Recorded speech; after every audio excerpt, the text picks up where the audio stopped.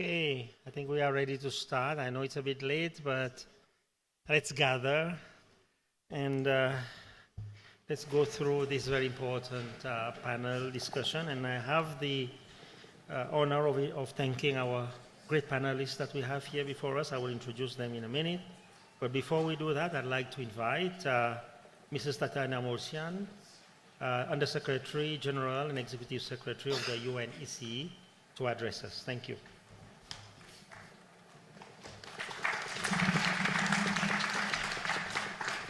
Thank you so much, and good afternoon to everyone. It's really great to see such a great panel, but also all of you here to discuss at this side event how we manage environmental, industrial, and social risks of critical energy transition minerals. And it's great to open and to do this event together with colleagues from the Basel, Rotterdam, and Stockholm Convention, and also on behalf of our organizers, the Office of the High Commissioner for Human Rights, UNEP, and also the other partners. I would like also to thank the European Union for supporting this event. As we convene today here, but not only these days, we have seen that there is a backdrop of global, we discuss about energy transition, but energy transition is accelerating and driving the demand for minerals such as lithium, cobalt, copper, and nickel to sharply rise. These resources are really essential for renewable energy technologies, battery energy storage, and electrification. But let us be very clear, the energy transition cannot succeed if it creates new disasters. From extraction and processing to transport, battery and technology manufacturing, recycling, recovery, and disposal, every stage of the mineral life cycles carries serious risks. Accidents have already claimed lives, damaged ecosystems, and caused economic losses, destroying infrastructure and setting back investment. And if we fail to act now, these risks will escalate as demand grows. Climate mitigation is urgent, yet it must not lead to preventable tragedies that undermine our global goals. And to address this, I would like to outline 3 calls for action. First, make safety and resilience non-negotiable. Governments must embed risk management, environmental and safety consideration into every stage of mineral resource governance. Strong regulation, international standards, and investment in prevention are essential. The cost of inaction is too high. Lives, health, the environment, and economic development are at stake. Second, align mineral resource governance with environment and human rights standards. Communities and ecosystems cannot become collateral damage in the race to decarbonize. Policymakers must ensure supply chains follow multilateral environmental agreements and human rights frameworks. Industry must guarantee fair and safe labor and community engagement. The transition must be clean and just for long-term stability. And the third point is about cooperation. Cooperation across borders and across sectors. No single country or company can manage these risks alone. Integrated approaches through multilateral environmental agreements, intergovernmental bodies, and expert networks are essential, and only if governments and industry actively engage and implement them. And I would like just briefly to mention a few of the tools that we have at UNEP, but I know there will be more detailed discussions. The Industrial Accidents Convention is an internationally binding instrument with measures for the prevention of preparedness for and response to industrial accidents, including along the mineral life cycle. It supports countries manage technological disaster risk and strengthen safety to protect people and the environment. Under this convention auspices, UNEP generates knowledge and develops guidelines on the industrial safety of the energy transition, aiming to address emerging risks for critical minerals, batteries, and energy technologies. We also foster active synergy among our various multilateral environmental agreements that we have at UNEP, including not only the industrial accidents, but also the Water Convention, the Aarhus Convention, and the ESPA Convention. which very closely cooperate.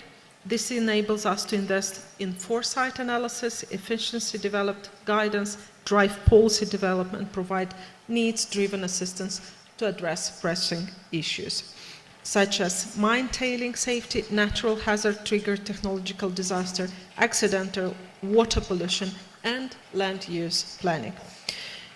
We have been working and developing this tool to help countries align resource management with broader sustainable development goals, including the UN Framework Classification for Resources, UNFC, and the UN Resource Management System, UNRMS. In addition, the United Nations Transparency Protocol of UNEP strengthens global mineral supply chain and supports multilateral environmental agreements implementation by enabling trusted, interoperable sustainability data to prevent risk before they escalate. We are ready and engaged in working together both with governments, with expert network, in a synergetic approach. And what is very important also to have is interagency cooperation, as it is reflected in the format of the event today, with events with the BRS conventions, the Office of the High Commissioner for Human Rights, and UNEP. So this is very important, and I hope that we have very practical and focused discussions today. Thank you so much. Thank you so much, Tatiana. And of course, this is an excellent initiative, and I think one of the first discussions we're having within the MEA umbrella is discussion on critical minerals and, of course, the pollution that arises and security risks, social risks that arise from this extraction of these transition minerals. From my side, as you know, or you don't know, I'm the Executive Secretary of the Basel, Rotterdam, and Stockholm Conventions, and it's a privilege for us to share this side event together with our colleagues from the UNECA, both based in Geneva. So it's great Geneva, international Geneva, being present here today in Nairobi. As mentioned before, those minerals are critical for our development today, whether you're talking about electric cars, solar panels, mobile phone, communications, and so on, and the list is endless. These critical minerals have become central to our development. However, they come with huge environmental risks. And I think we sometimes are so disconnected with those risks that we don't realize what's happening until we start digging further. Even this week, or last week, we had one of the mining operations in Zambia that created disaster, and according to reports, it will take many years for the environment to recover here. And this is not an isolated accident. We've seen, for example, in some countries, 245 fires arising from waste management facilities, which are storing lithium-ion batteries, for example. So the problem is not only in the mining, it's through the whole life cycle of those critical minerals. We know, and these we've seen it even on this even more so on this continent of Africa, where e-waste, electronic waste are shipped illegally, and we have young children trying to extract gold and other minerals from these used electronic waste, and they are using fire to extract those metals. And of course, those electronic boards have other metals and other glues, polymers, paint, and so on in them, and they are toxic chemicals, and also when they are burned, they also produce toxic chemicals, such as persistent organic pollutants. So the real and present issue with the whole life cycle of critical minerals is important, and I'm very happy to be addressing and engaging with this panel this afternoon. And as you know, the Basel, Rotterdam, and Stockholm Conventions fit right into that whole dimension of dealing with critical minerals, both from all the way through the extraction, processing, and use, and of course, final disposal of these minerals. And let me also point to the presence of both those metals in the mines, but also in the urban mines. That is in our phones that we walk around with, and in all the technology that we make use of. So with those few words, I would like to now introduce our panel. I have the honor of introducing Mr. Patrick Child, who's the Deputy Director General for Environment at the European Commission. Sir. And then we have Ms. Sulfia Suleymenova. I got it right, okay, thank you.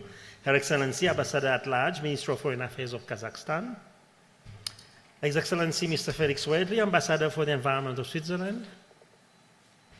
Mr. Eric Tego Primiantoro, Senior Advisor to the Minister of Environment, Environmental Protection Agency of Indonesia. Ms. Daniela Duran, Head of Office of International Affairs, Minister of Environment. Am I correct? No, I'm not correct? That's why they give me little pieces of paper here. Okay. Sorry? I'm so sorry. Disculpe. Of Colombia. Disculpe. And then we have the UN Special Rapporteur on Human Rights. I've lost confidence now in my list. So can you please introduce yourself? I'm so sorry. This is very bad. Mr. John Lindberg, right? Correct. Representative of the International Council on Mining and Mineral and Metals. And then Mr. Hino Samuel Jose, correct. Representatives of the children and the youth major group. So good afternoon to all of you, and so sorry for this hiccup. Maybe let's start with asking you a general question, and just keep it short, please, and sweet, because I want to have some other questions to stimulate the discussion and hopefully entertain one or two questions from the floor, okay? So let's kick off. What are the most pressing environmental, industrial, and social risks associated with the life cycle of those critical minerals in your region or in your sector, especially in particular with regards to industrial accidents, which of course lead to environmental pollution? So I'll start with you, Mr. Child. Well, thanks very much, and very happy to be here, Rolf. Very timely discussion as we see the ever-increasing and accelerating energy transition, and therefore the associated demand for critical energy transition minerals. They're obviously indispensable for clean energy, digitalization and industrial competitiveness, but they also bring risks, and that's really the focus of today's discussion. And I think, we would categorize the risks in three broad areas. I mean, environmental risks first and foremost, land degradation, pollution, water stress, and the structural instability of poorly managed tailing facilities from mining. Secondly, industrial risks, including accidents, and you mentioned the very distressing incident just recently. Accidents that can occur during mining and processing, chemical hazards, and new safety challenges related, for example, to energy storage, batteries, hydrogen, and other transition technologies. And thirdly, social risks that affect workers, local communities, and indigenous peoples, often across global supply chains. I can't stay for the whole of the discussion, so I would just maybe say a word or two about what the EU is doing specifically to mitigate these risks, and then perhaps also a word on the role that we see for the MEAs in addressing that, if you allow me.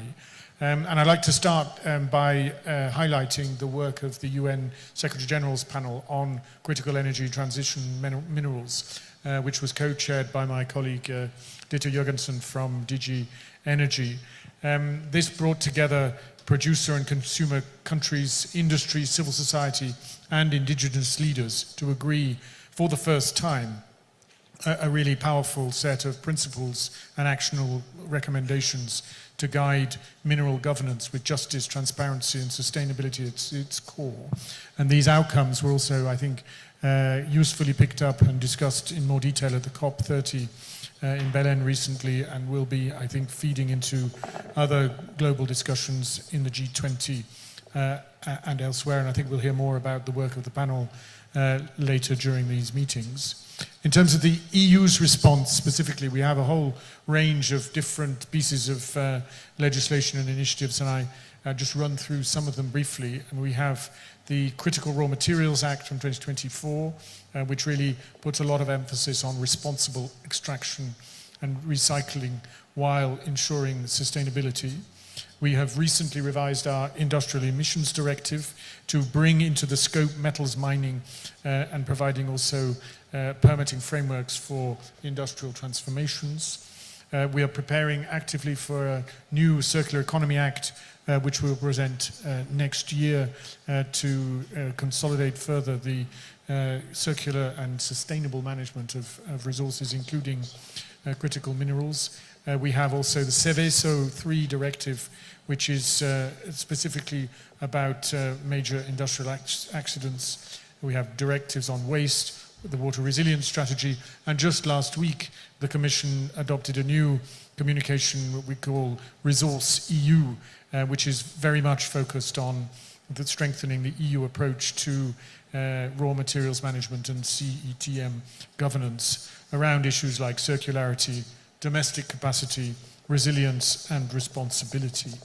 I think these very comprehensive pieces of legislation put Europe in a strong position to contribute to the global debate on these issues. But of course, the multilateral environmental agreements are also crucial to bringing our collaboration to a global level. And I particularly like to highlight the UNECE Convention on the Transboundary Effects of Industrial Accidents, which provides a focus for risk assessment and prevention, mine tailing safety, and cross-border preparedness and response mechanisms in emergency situations. And the EU is particularly proud to be fully engaged as a contracting partner in the governance of the convention, as well as being a major financial contributor. And of course, other MEAs such as the Bâle Convention, Minamata, and the various regional water conventions also contribute to this work. So we see quite strong potential, and I guess this discussion will highlight some ideas, further to enhance the cooperation by working together, aligning guidance, building joint capacity, and coordinating our efforts. So I think this is a crucial moment as we work together to define how we manage and deliver energy solutions around critical minerals. We cannot build a green economy on unsustainable foundations, and the risks of transboundary contaminations and accidents are too great for us to act in isolation.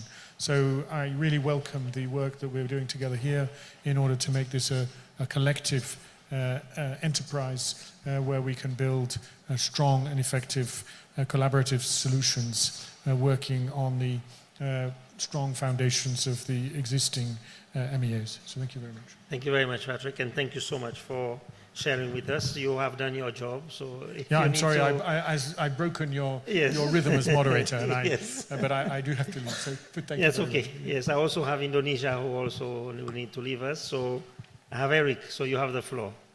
I know there's a lot of meetings. We're competing with a lot of meetings this evening. So, but thank you so much for making time to be. Okay, since Eric, I have to leave after 6, I would like to address the whole concept, how to address what we call the life cycle of the critical energy transition mineral. As we know, we may know, the full life cycle of the mineral, the critical energy transition mineral, consists of the extraction, the mineral extraction. It could be located in the forest, near the seashore, something like that, and also the processing, and also the transporting, and also the storage and utilization. And after that, after utilization, it can be recycle, recovery, and disposal. This is the full life cycle of the CET, critical energy transition mineral.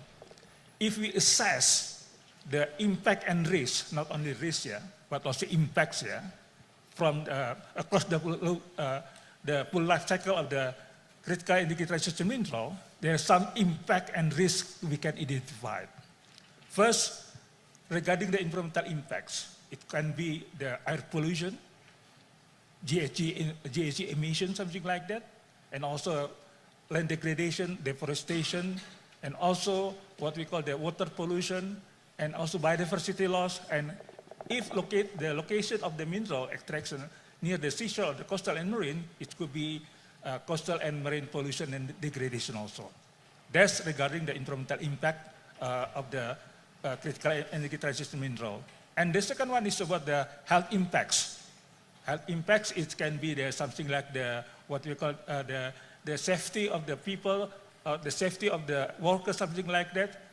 This is kind of the health impact. And social impact, the involuntary resettlement, also the social conflict also, and also the disruption of the livelihood. This is what called all the impacts of and risks from the full life cycle of the critical energy transition mineral. And then, how to deal with this kind of issue? Based on initial experience, we have the long legal basis and instrument. First, we have the spatial planning. Regarding the mineral extraction, the allocation of the mineral activity should be inconsistent with the spatial planning.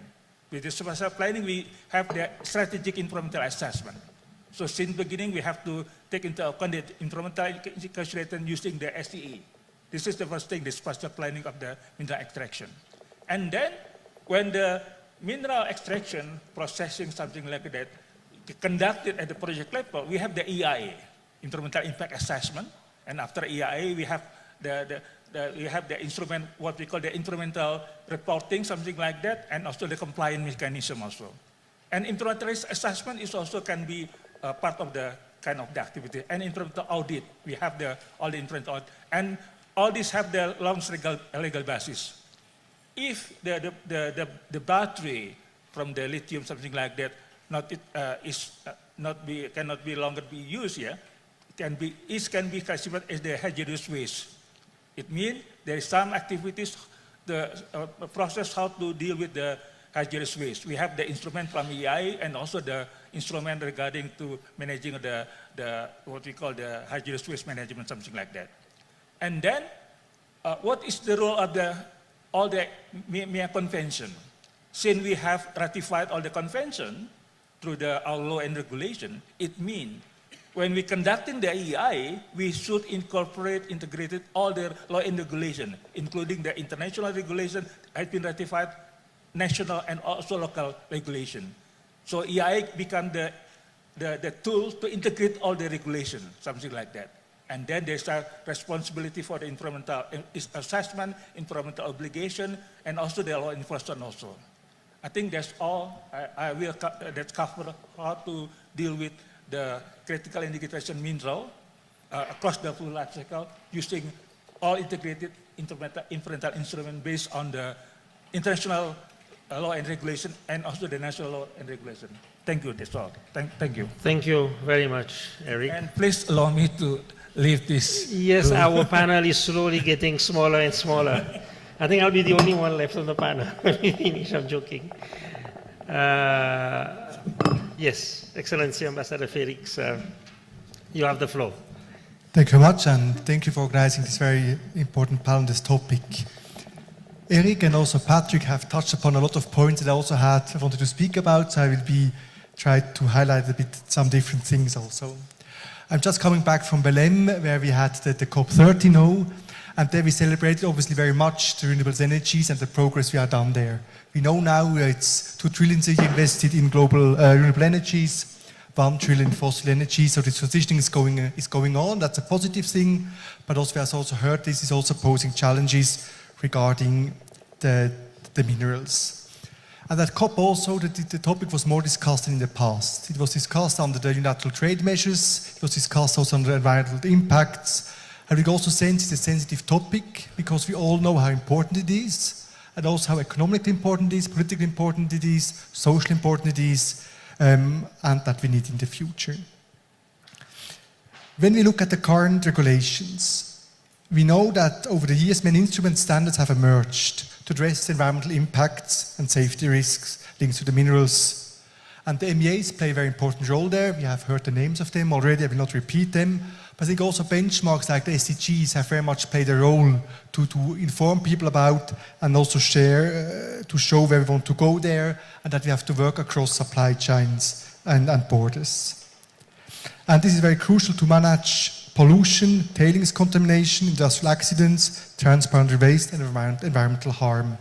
And once again, we have to make progress there because that the citizens are also ready to accept. We know we have 30,000 mines here, we have 10,000 of tailings facilities, that citizens are ready to accept that in their neighborhood, their communities, they have to know that we respect, we value environmental and social standards. That's the basis that people also expect, that we can continue working that. And a lot of things have happened. We have a lot of also voluntary frameworks now. We have more than 100 voluntary standards in that field. But that's also a challenge. Proliferation of standards, of regulations, makes it very hard for the governments, companies, communities to have the overview and also to check if their standards are high enough and if there are no gaps. And Swiss is very committed to do that work. Now we are trading countries, so we export, we import a lot, we have a lot of multinational trading companies, so we're much interested in the topic. And we also have the honor to host in Geneva a lot of environmental organizations that are very important in this field, about the Minamata Convention, we have the Basel Conventions, and the UNEP Industrial Accident Conventions. And we also know that MEAs don't work in isolation. And we know UNEP is an important place where things should come together, have to come together. We're discussing now the 4th resolution on that topic. The first one was submitted by Mexico, the second, the third one by Switzerland, and now it is Colombia. So we can also see different countries that our consumers and producers are very much interested. We have to come together here. And I think what is the red line we can see in all of those resolutions is that we are asking not only that the topic is recognized, but we have a better coordination, interoperability, and coherence that is absolutely needed. And we have to cooperate among all international levels and institutions. And that also means we have to force a dialogue, we have to have comparison on the national policies, what we have heard from Eric now, how they deal with that, so important to learn from each other about the challenges, what we're trying to do, also to align policies, to learn from each other and to do more. And we can see that those conversations we had in the council meeting in Geneva, where I attended also, where we could see that all the experts coming from all over the world, from the regional preparations, what they had to share that. And there's so much knowledge coming together, and we have to harvest that more. And that's also very much committed to support our friends from Colombia in negotiating this resolution once more here. I think it would be a really bad sign, no, if we are leaving Nairobi by not being able to agree to a resolution on a topic we all know how important it is to drive transformation, how important it is for the environment, but also because of social standards. So I conclude by that. We work very hard with all our friends, with all our partners to make that work. We have to make best use of the tools that we have, and we have to open to learn from each other and the ambition to strive towards higher standards so we can ensure that we have a social and environmental sensible use of those products. Thank you. Thank you very much, Felix.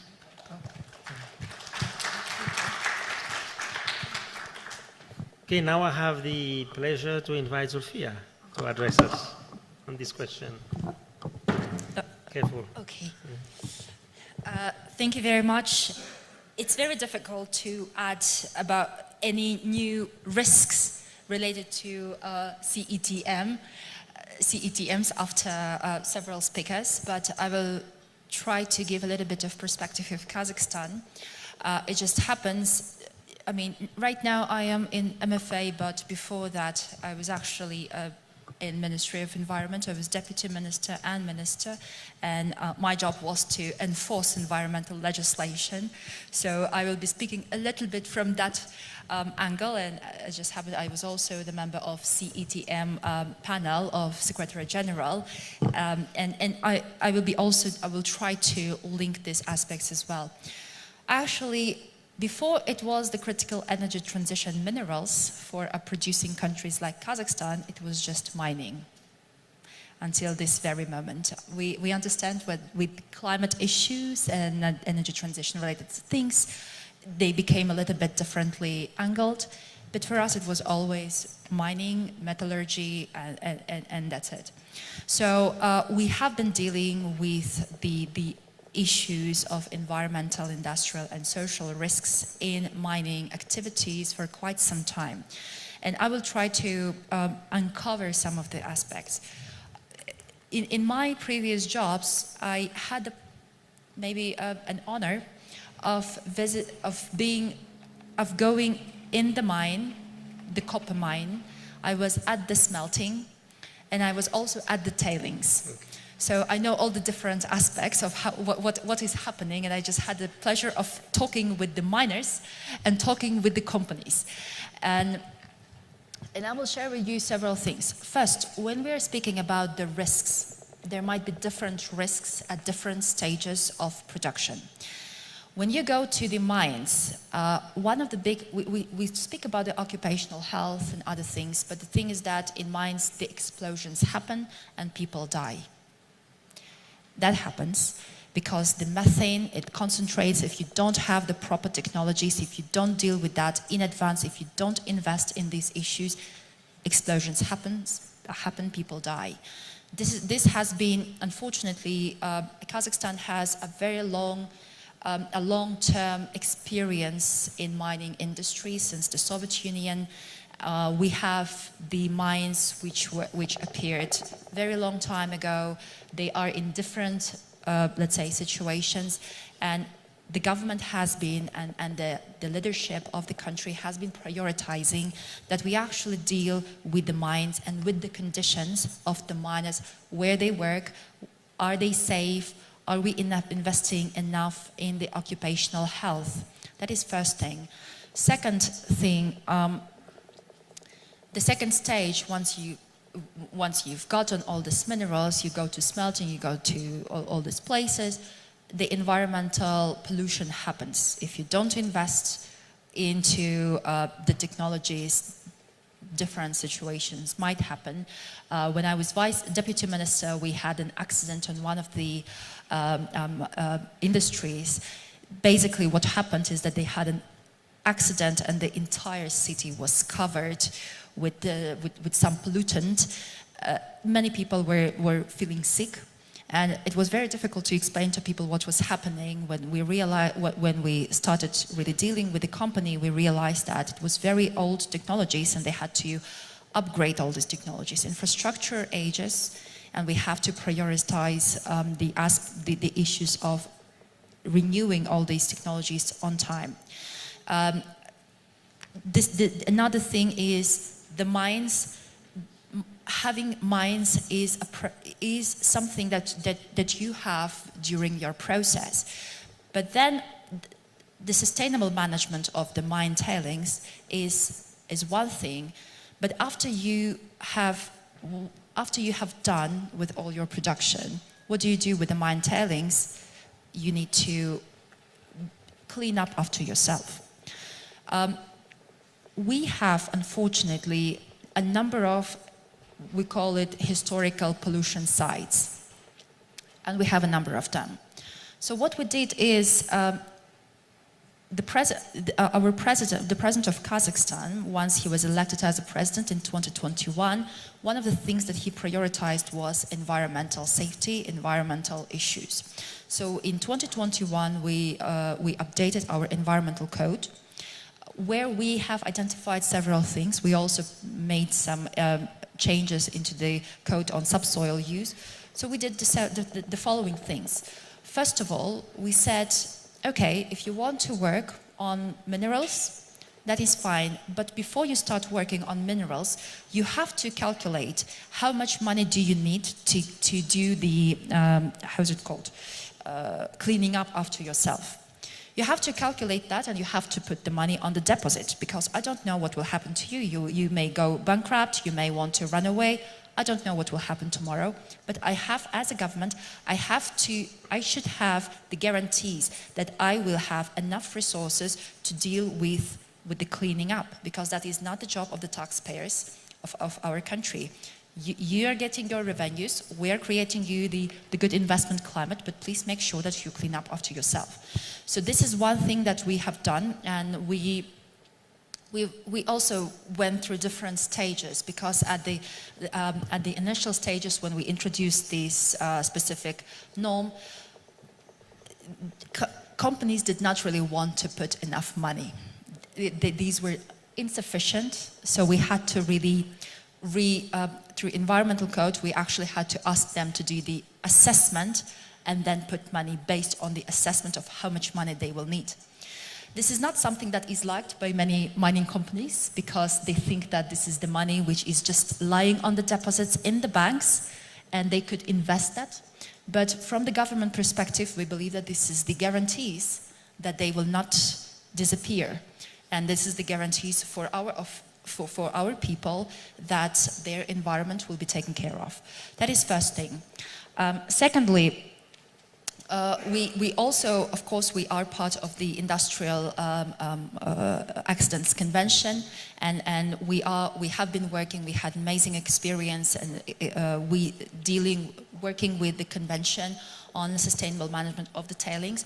But at the same time, what we also did is a new environmental code. I mean, Kazakhstan is also party to the Aarhus Convention, to ESPO Convention, and others.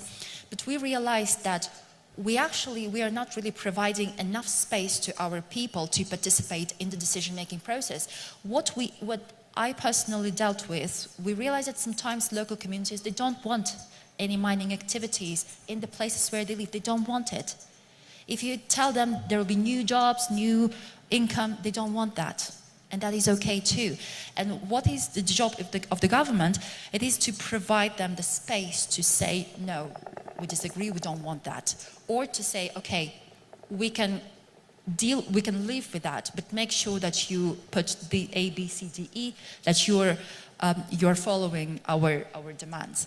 So this is something that we put as a separate step in our environmental legislation, and now at every stage the companies have to go through the public hearings, they have to speak with the people. There had been a little bit of discussions with the companies who don't like that. I remember I personally was meeting with a number of companies, and they said, people don't come.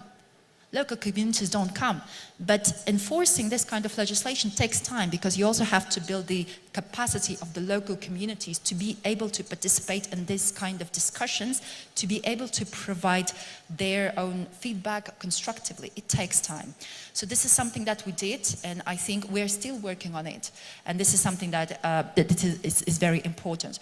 We also, in Kazakhstan, we used to have something called a complex permit that companies get. It includes everything. Basically, it's a complex permit. It's a one permit that includes environment, industrial safety, something else.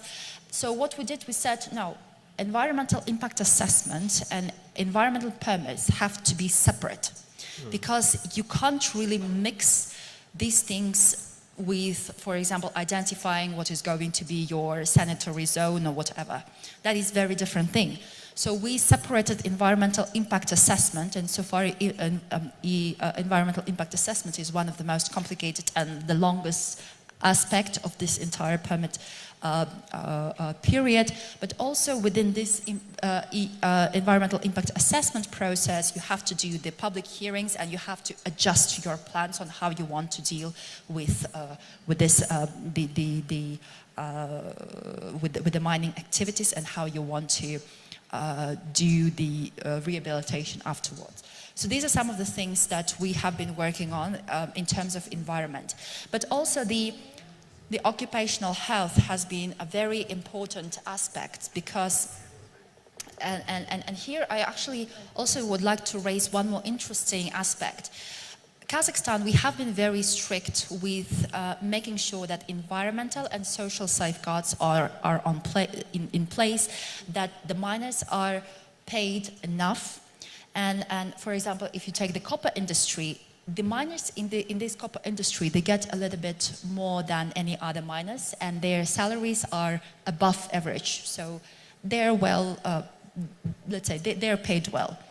But at the same time, that actually kind of raises some questions to the companies. Because the companies, they have to invest more into environmental safeguards, into the social safeguards, but when they go to the international market, they have to compete with everyone else. Not all companies have these kind of safeguards. And I think this is a little bit an elephant in the room which needs to be addressed. But I don't think that we should be lowering the standards. We should be increasing the standards. Environment should be taken care of, and people should be taken care of. So these are some of the things that I wanted to share. I hope I'm not too messy, because I have many things here, and I know that some of the previous speakers have addressed this thing, so I didn't want to repeat that. But I will be also happy to answer any other questions. And as Kazakhstan, I understand that as a developing country, sometimes we're not expected of having very stringent environmental policies, but we have been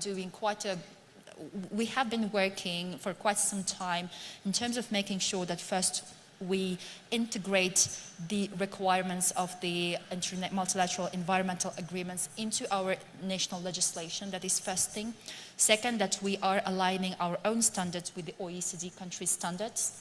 Third, we have been looking also around what other countries are doing. We saw, for example, Australia had lots of problems with the afterwards of the mining activities, and we realized that we have the same problem. Who's going to deal with that? So we actually introduced that. And I believe that, as previous speakers from Indonesia also mentioned, and Felix mentioned, the cooperation, exchange of experience is extremely important here. And as Kazakhstan, we are happy to learn, and we are also happy to share. Thank you. Thank you very much. Thank you for such an in-depth and vivid, thank you, Felix, yes, thank you so much. And vivid explanation. I think it was good we had this kind of exposure firsthand. You have to go to, wow, you see, I told you we were going to end up with only me up here. Well, I now maybe, yes, you are excused. Thank you so much. Maria, yes, come closer to me. Looks better, yes, looks better. It's okay. Anyway, it's okay, as close, yeah, that is fine. So Maria, can you give us your perspective on CETM? So thank you very much for the invitations for the government of Colombia. We are very pleased to participate in this side event. I will be very brief indeed. So basically what I would like to share with you basically is what the Colombia is doing in terms of minerals and metals in particular, and the Ambassador Felix already mentioned some of the key important elements for Colombia. So the first is, some people as well have asked us why a producer country, for example, is working just to increase or enhance the sound management of minerals and metals. And basically this has started because, a few years ago, but in particular coming from COP16 of the Convention on Biological Diversity. As you know, it was held in Colombia last year in Cali.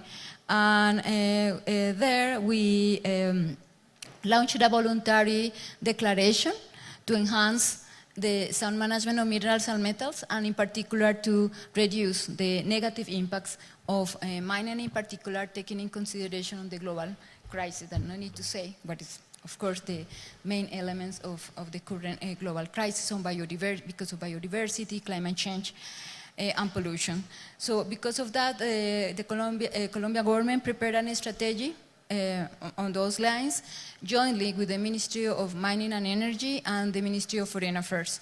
So basically our strategy involves first making awareness on different fora regarding this topic, and also working related with environment, with agreements, basically under the UN Convention. So we divide one side, working on the UN Convention related with environmental crime for mining in particular, moving with other countries on having more specific protocols, and the other side, under UNEA, submitted a resolution to enhance international cooperation on the zone management of minerals and metals that we are having the discussion at UNEA and by member states.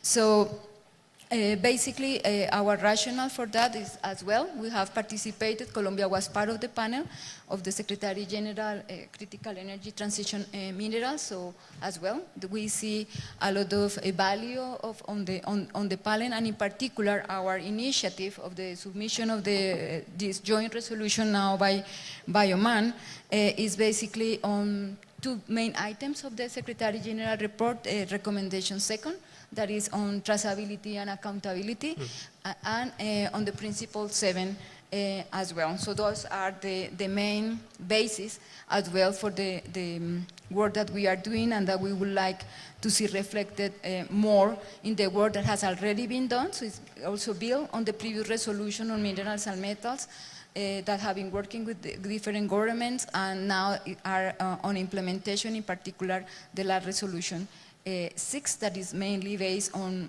capacity building and the digital hub that has been recently launched.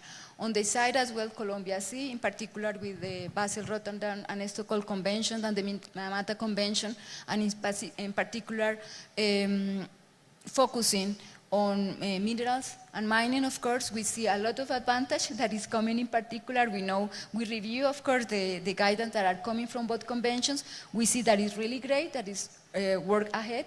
However, we consider that it is partial work, and what we would like is to join efforts as well through this resolution. So our main aim is not duplicate efforts, and we have been very clear on that, but we see that this resolution will complement not only the continuation of what has been already implemented by UNEP and the member states on minerals and metals one side, but the other side is to complement the efforts by Minamata, Basel and Rotterdam conventions, because their efforts are complementary, and what we'll expect if this resolution is adopted, of course, we can continue working together. So definitely MEAs have a key element for under this discussion. The other element, and I am very happy that John is here as well, because we would like really, and it has been the message, we need the industry be more involved on these processes. We want all stakeholders to have a say and that we can work together. At the moment, the industry sector in particular, and the ambassador also mentioned, there is a fragmentation, there is a lot of guidance standard, and that is great. There's nothing wrong with that. But how we can just all the stakeholders coming together, member states, multilateral agreements, different stakeholders, local communities, work together, move in this effort, independently, of course, of our resolution. Of course, we want, of course, to be adopted. But independently of that, we see there is a lack of harmonization, lack of more coordination, and everyone is working really in silos. So there will be a great opportunity to this resolution, the work that MEAs have been already accomplished, and the work of under UNEP to come all together and moving forward. And basically that is the key message that we would like to give here. Actually, it's an invitation for the industry. Of course, ICMS is the major group here, but it's an invitation to be more involved with the work of the member states, working together in this initiative. Is the government of Oman, is the state, the company, a mining company that is also was the one that said we would want to have this initiative because it's also in resource circularity, reuse circularity for mining tailings. So we'll see a great opportunity, and it's a great example to follow that we can work together, industry, member states, together, an environmental authority. So it's not only one side, because only one side we cannot work and accomplish all these things together. So basically that is the key message that we lead, an invitation to the friend here, my neighbor, and as well with the MEAs to work together. Thank you. Thank you so much, Maria. Thank you very much. And now I have John, representative of the International Council on Mining and Minerals. You've been listening to all these cases and studies, so please tell us what is your reaction and what is your contribution to this whole discussion? Thank you. There's been a very, very, very, very rich conversation, and I'm not even going to try to respond to all of it. But I suppose I want to start off by reflecting on the original question around risks. And I think it's been well recognized by my fellow panelists that, you know, the extraction and production of minerals and metals, it comes with great benefits, but it also comes with risks. And those risks are well recognized, and a lot of them had already been covered, so I'm not going to cover the same ground. But from ICMM's perspective, and to those of you that might not be familiar with ICMM, we represent 26 of the world's largest mining companies, more than 1/3 of the global industry. And I would say that there are two big risks that I want to highlight. And the first one is the fact that responsible practices aren't normative in the global industry. We'd like to talk about that you need to do things responsibly, and, you know, initiatives like the resolution that Maria and Colombia and Oman are working on is a great example of that, and there have been plenty of other great initiatives, both at international level, led by industry, led by individual governments, towards defining what responsible practices look like. And from the ICMM perspective, we have a good idea what responsible practices look like, but we need to recognize a very basic and, you know, quite negative fact, and that's the fact that the majority of the minerals and metals produced are not produced in accordance to standards. And that is a fundamental problem. And I would want to highlight that as the first risk, because whilst it is great that, you know, there is a significant majority of the industry that wants to do things by the book, that are adhering to robust standards, the majority are not. And in the marketplace that we operate in, a ton of copper that has been produced according to robust standards and a ton of copper that have been produced according to no standards, they will attract the same price, by and large. And as you would imagine, doing things responsibly will be more expensive. So it's creating disincentives in the market for responsible practices to become normative. So I would argue that that is the first risk that needs to be recognized, but unfortunately isn't. And the second one is around, I think, the whole framing that we're seeing around critical minerals. Because absolutely, minerals and metals, whether or not they're considered critical or not, they play an absolutely pivotal role, not only in the transition to clean energy systems, but to all facets of modern life. And, you know, to those in the audience that have heard me speak before, apologies for being a bit corny, but if it hasn't been grown, it's fundamentally been mined. Because mined products are fundamental to all aspects of modern life, not just the transition to clean energy systems. But with the transition also comes a sense of urgency, and rightfully so. But this sense of urgency can also invite us to cut corners. And sure, it shouldn't be taking us almost 18 years to license a new copper mine, but equally, we shouldn't be cutting corners and licensing a new mine in a year. Because we know from, in some of the cases of our member companies, more than 150 years of producing minerals and metals, that doing things right, it takes time. Stakeholder consultation, building relationships with communities around your proposed asset, building relationships with affected communities, building relationships with indigenous peoples and their communities, that takes time. And that needs to be allowed to take time.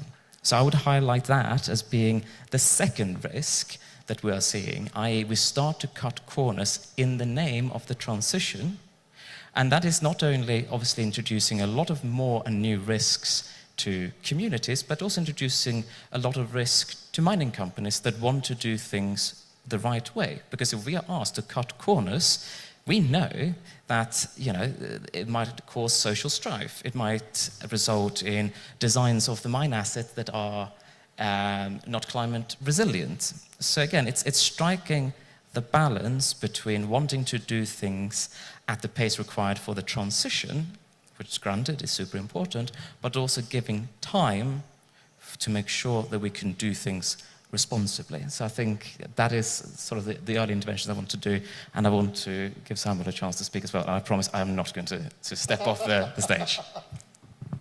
Thank you very much. Heino, over to you. Thank you. Major groups and stakeholders. Thank you, John, from the sister major group. Usually it's the audience who leave the speakers, but now the speakers leaving the audience. So first of all, my name is Inosoma Jose. I'm from Indonesia. I was a government officer, but then now in some NGO stuff, and now in the Children and Youth Major Group as thematic focal point of green economy and resources. So in my country, overconsumption of critical minerals are driven by two things. First, because the Indonesian government mandate that every electric vehicles that wants to be used in Indonesia, it has to contain at least 40% of local content. So local content requirement threshold is still being enforced. And second of all, the governments are cooperating also with some international partners to attract investments and of course to fulfill the needed materials demand. But I want to highlight for us the youth two pressing concerns. First, industrial accidents, fatalities involve the young workers, young people depending their life to the local job creation from the companies, which is in the context of occupational health and safety. This is concerning as in my country we have a big cluster of nickel mining and minerals downstreaming companies in eastern Indonesia dominated by foreign-owned companies including joint ventures with local companies. In my capacity also as the youth advisor or navigator at the ILO Occupational Safety and Health Youth Foresight platform, we understand that, for example, issues like explosions, workers harmed by operating tools and equipment, improper smelter operating safeguard, and human error from the foreman and workers, along with disregard to proper procedure, has caused these issues to increase. And industrial accidents continue to happen also because of language barriers, as most of the foreign foremen or leaders do not speak fluent English, and the local workers, who are mostly blue-collar workers, also don't speak English proficiently. And this has caused more than 104 accidents with 107 dead, 155 injured according to Sembada Indonesia, and law enforcement investigation also sometimes are not conclusive. This is why stronger national regimes that uphold justice across the supply chain are critical. Second, it underlines the very fact that this requires stronger national mainstreaming to of the UN Guiding Principles on Business and Human Rights, BHR, to a more mandatory measure. Because in my country, Indonesia, we are still doing it as a voluntary measure where we ask companies to submit the BHR report in the Prisma platform, and then the ministry will verify the report. But however, we also understand that companies also sometimes think that this is a duplicative submission, as they think that ESG report alone is enough. Therefore, to ensure that justice and equity for the people and youth promoted in the life cycle of CTM, this is what we are also CYMG pushing when we are participating, supporting one of the youth panel member in the UN SecGen panel on critical energy transition minerals, where I join the Zoom meetings, things like that. We need to turbocharge the pathway for a comprehensive national policy that incorporates threat measures such as disincentivizing companies with poor occupational safety and health performance. I'm saying, although John has elaborated on the challenges, we totally understand that, but again, we need to disincentivize them from this, in a sense that, we need to challenge them when they're trying to access government incentive. Previously, the ambassador at large elaborated that companies are required to submit like a guarantee money, a sum amount of guarantee money for the country when they are investing. In Indonesia, although previously from Kazakhstan, she mentioned that the guarantee money is used to uphold environmental standards obligation. In Indonesia, the guarantee money is only used, for example, when a foreign company coming in and then they cannot produce the minimum, they cannot produce a car with the minimum local content requirement. What the government wants in the government technical regulation is they must give a sum amount of guarantee of money as a commitment fee that they will establish a factory in Indonesia. I know this because I was working with this policy a lot before. And then also we realized that companies dealing with CTM in Indonesia are given special treatment as part of the government efforts to attract investment and develop national industries. And therefore, occupational safety and health cannot be a second preference, it must be the priority. And lastly, government concentrates CTM in particular industrial parks, at least in my country.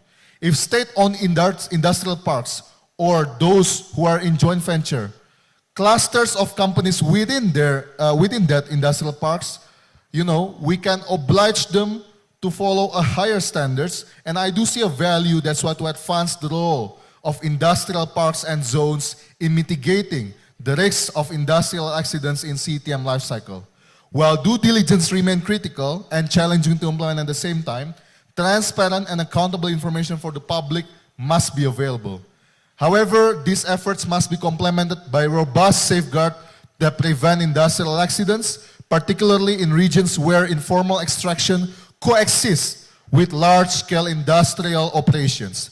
These require accessible technologies, community level preparedness systems, and stronger regulatory enforcement so that the burden of environmental risks does not fall on vulnerable workers and border communities. Preventive safety culture. In my work in ILO, also voluntarily, right now I'm volunteering there as a youth advisor, we believe that preventive safety culture should not be a reactive compliance, but rather as a pillar of effective occupational safety and health in energy transition. We cannot let our green development increase in the expense of our human rights and also our local community livelihood. And we believe existing MEAs, the weather is dry here, but I saw Richard, if I'm correct, is that Richard from Minamata Convention? Yes. When I was attending the Minamata Convention Asia Pacific meeting in Bangkok, I learned one thing actually, that MEAs such as Minamata, BRS, they have provisions that synergize a lot with the accidents, with the Industrial Accidents Convention.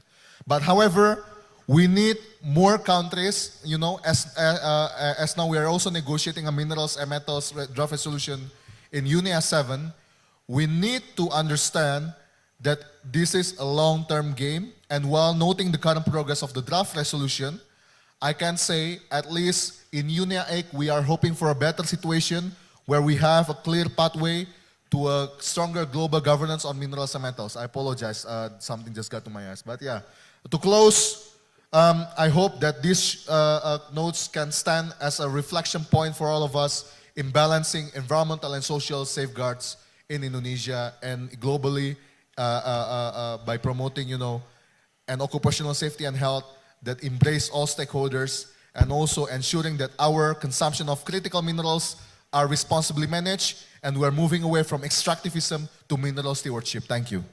Thank you very much,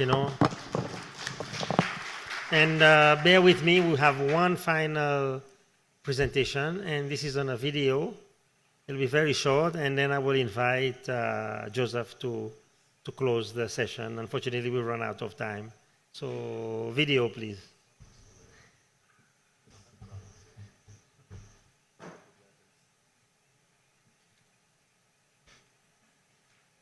To the UN General Assembly this year, I have clarified the human rights-based approach to the energy transition with a focus on the development of renewable energy and reliance on minerals to that end. This is important to clarify state obligations, on the one hand, to support a transition towards global reliance on wind and solar energy, including leapfrogging opportunities for developing countries, and on the other hand, the obligations for all states, in accordance with the clarifications offered by the International Court of Justice, to prevent further significant harm to the environment and the climate system, as well as to ensure that all climate action is also human rights action. The report brought together evidence around the negative environmental impacts of transition minerals, such as the negative impacts on water of lithium extraction and the then knock-on effects on animal and plants who are relying on those water resources and are important for food, livelihoods and cultures of indigenous peoples and for their human rights and for their health. Nickel mining has also been linked to severe toxic pollution of water and land, leading to other negative impacts on cultures and health for nearby residents. And similarly, copper mine tailings, including dam failures, have resulted in long-term negative impacts on water and human health. We know also that generally mining operations are accompanied by large-scale deforestation, toxic pollution, and sometimes increased floodings. All of this is can be a form of severe environmental harm and also lead to significant harm on human rights. These risks are also present at the decommissioning stage, particularly when we see failures to adequately rehabilitate a site, both in terms of ecological rehabilitation, but also rehabilitation in terms of sociocultural harm and full reparations for any impact on human health. Abandoned extraction sites and ongoing toxic discharges from mining operations also create long-term and in fact intergenerational environmental and human rights harm. So it is essential to recognize that particularly the testimonies and demands from the human rights holders who have already been negatively impacted by energy transition, mining operation, need to be recognized as central evidence base to prevent further harm from occurring and to co-develop approaches to energy transition mining that can be much more respectful of environmental sustainability and human rights. Instead, what we are witnessing is record numbers of attacks against environmental human rights defenders, including in the context of peaceful protests against that kind of mining. It is also essential to consider that while we see the potential for the global growth in demand for those minerals to rise to staggering figures, not all the studies that confirm this or that project this growth in demand necessarily take into account technological progress in recycling and reusing and generally resource efficiency in the development of renewables technologies. In addition, some of these studies do not distinguish demand for minerals that are linked to the renewables energy transition as opposed to the demand for other sectors such as militarization, who are actually harmful for the climate system. So there is a question of understanding where the demand is coming from for minerals, and also to understand to what extent those minerals are needed now and in the foreseeable future, while we take into account progress and in fact state obligations to advance technological progress to ensure more resource efficiency as well as more environmentally sustainable practices in the mining sector. In the report, I have also underscored the obligation for states to introduce requirements and incentives for designing products and technologies relating to renewable energy that can increase performance, enhance lifespans, and improve resource efficiency and reparability. Also, the need to create a regulatory framework for safely recovering minerals and supporting also the protection of health in the context of recycling and reuse of minerals, and also very much looking into whether there may be, through these operations, both the mining operation themselves, but also operations relating to recycling, whether we are in fact supporting a continued reliance on fossil fuels in that connection that would be very much counter the very objective of our energy transition in the first place. So the role of international environmental agreements at the nexus of climate, nature, water, food and health is essential to ensure that the energy transition across and including reliance on minerals can be truly in support of that transition towards a solar and wind-powered future, and in the protection and in fact supporting the full realization of human rights. In my General Assembly this year. Okay, thank you so much. I think we've basically run out of time. So on my behalf and on behalf of everybody here who's been participating in this side event, I would like to thank our dear panelists to survive until the end. So thank you so much. And now I will invite Joseph to close this session and to wrap up. Thank you.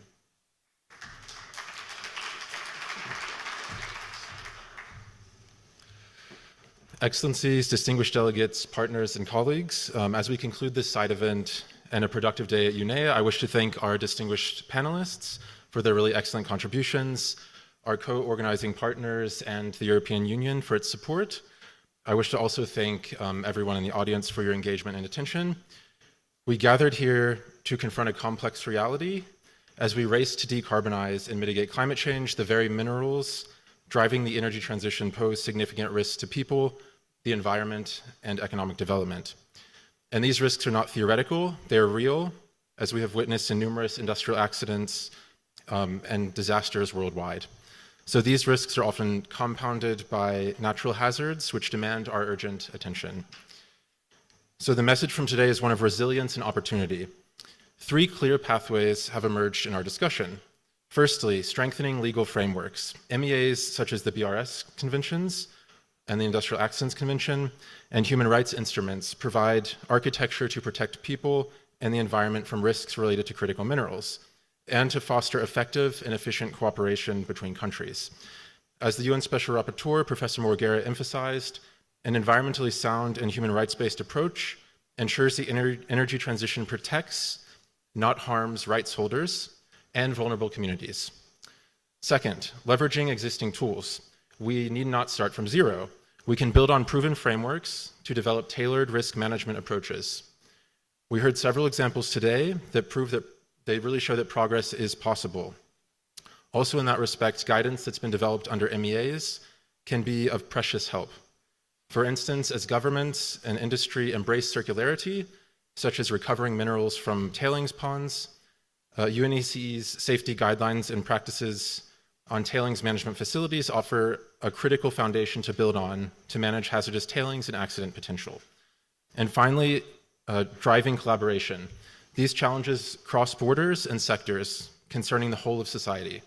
Governments must actively engage youth, civil society, and industry and ensure that transboundary, regional, and global cooperation in order to effectively integrate environmental protection, industrial safety, and human rights into decarbonization and energy transition initiatives.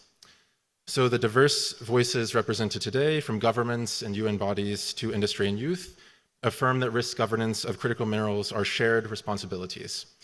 Only through cooperation can we ensure the energy transition is safe, equitable, and resilient. Thank you very much.